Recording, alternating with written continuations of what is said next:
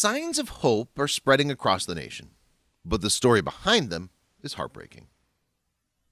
Before we begin, do us a favor and click that like button. Also subscribe to our channel and click the notification bell to be inspired by these inspiring stories every day.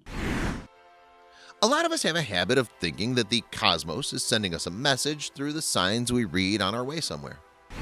Imagine sitting in a car and you see a huge billboard sign that reads, "Suicide doesn't have to claim 12 lives a week." Doesn't it make you wonder why it was put there in the first place? Doesn't it make you think that maybe the world needs a boost of positivity to stop people from meeting an untimely death? When I read that sign, I realized that depression can become a serious health condition, which can lead a person to suicide. But does depression really claim 12 lives a week? This sign was put up in Lawrence, Massachusetts. But here's a shocking fact. According to the World Health Organization, about 800,000 people die to suicide every year, which is approximately 15,400 lives a week. Yeah, let that sink in. So what's the best way to help people come out of depression? How can we scream messages of hope without making a sound? Yard signs. Meet Amy Wolf, a 36-year-old mother of two living in Newberg, Oregon, who came up with a positive way to give hope to her town of 25,000 people, grieving the loss of 2 students from a high school and 4 alumni to suicide in 2017. According to local news, apart from the 6 suicides, 6 more teens attempted suicide in a span of 2 weeks. Wolf, who had lost her teenage brother in an accident 20 years ago, knew the pain of dealing with the death of a loved one and felt compelled to address her town's grief with yard signs.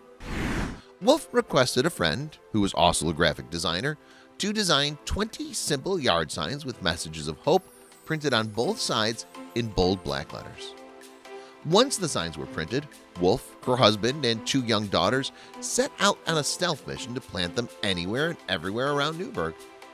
At first, Wolf thought people wouldn't care about the signs, but since it was all done anonymously, she had nothing to lose. So while no one knew who planted the signs, they all agreed that the signs helped them tremendously. Many thought that these signs spoke to them and was only meant for them to read at just the right time.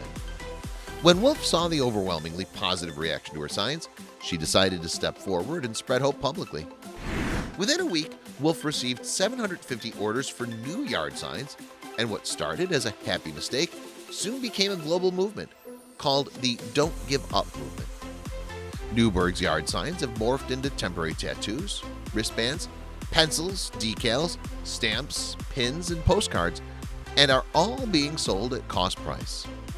Wolf's products have spread to all 50 states in the United States and over 26 countries in several different languages. To help tackle the emotional challenges of isolation, the Don't Give Up movement offered to send handwritten letters of hope and support to people in quarantine. And within 24 hours, they received 400 requests. According to you, what's the best way to deal with depression? Let us know in the comments below. Don't forget to share this video with your friends and check out JoJo Stories for more jaw-dropping content we're sure you'll love. The world is filled with stories going viral every single day. But how many of these sites can you actually follow? We understand that your day should start with positive stories, stories that resonate with you. And so we started JoJo Stories. Our mission is to create meaningful stories that cover everything from animals to anthropology, history to environment and lifestyle. The kind of content you read on our site will be one you'll want to share with your family and friends. We hope you'll join our growing family and be part of our community.